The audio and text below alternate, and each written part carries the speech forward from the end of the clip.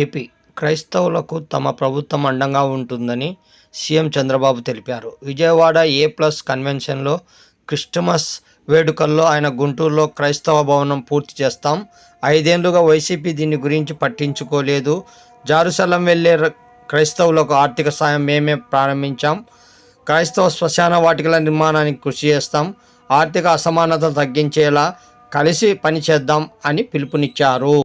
ఇప్పుడే చాలామంది మాట్లాడారు. గడచిన 5 సంవత్సరాలుగా రాష్ట్రంలో మనం చూస్తే ఇది సందర్భం కాకపోయినా చెడును ఒకసారి ఆలోచించుకొని మళ్ళీ చెడును జరగకుండా అందరికీ న్యాయం చేసే విధంగా ఈ ఎన్డీఏ ప్రభుత్వం, తెలుగుదేశం ప్రభుత్వం ముందుకు పోతామని మీ అందరికీ హామీ ఇస్తున్నా.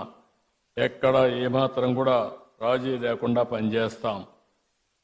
ఒక్క విషయం మనం గుర్తుపెట్టుకోవాల్సిన అవసరం ఉంది. God will never leave you empty.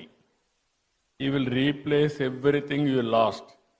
If He asks you to put something down, it is because He wants you to pick up something greater. అది మనం చూసినప్పుడు ఇది తప్పకుండా జరుగుతుంది.